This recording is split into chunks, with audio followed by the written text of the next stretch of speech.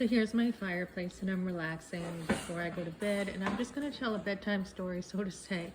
My life is amazing. God's grace is amazing with what he did with me. And just talking about abortion again, I remember when I was pregnant with my firstborn and the truth started to hit me.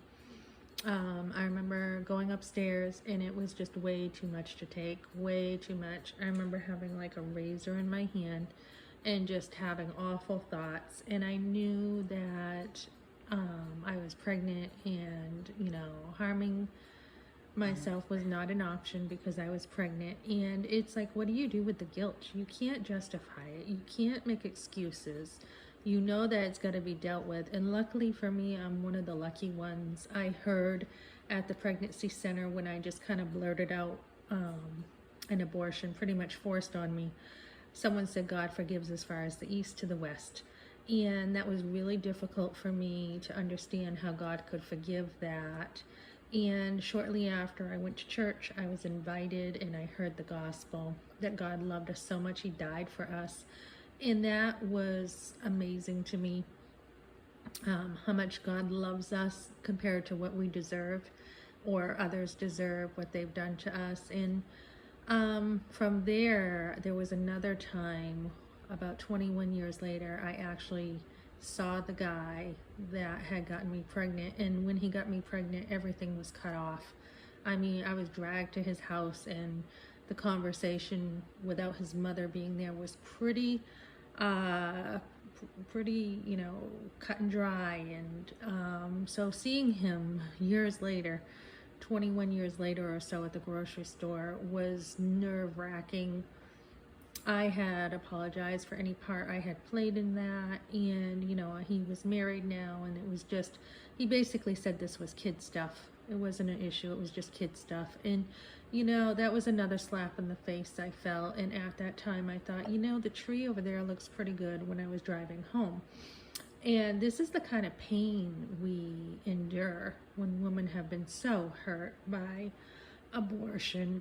And then there was another time in my life that a lot of rejection came my way, and just a lot of hurt. And again, that was a situation where keeping your eyes focused, keeping them on what they need to be kept on.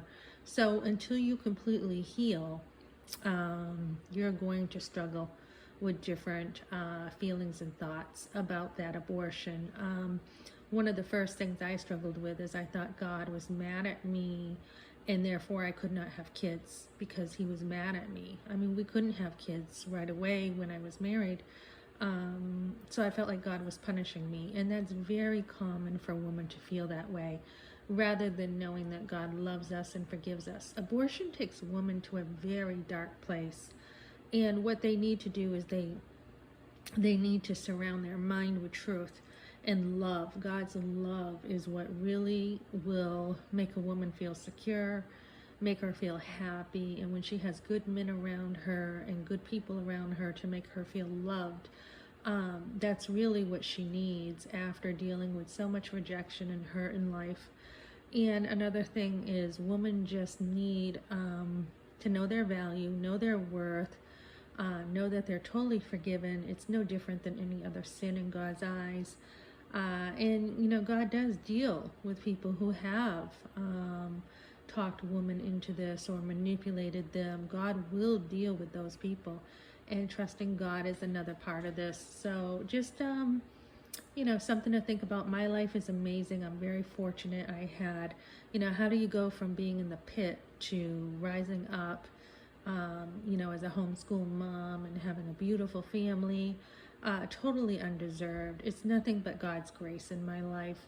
Totally his grace.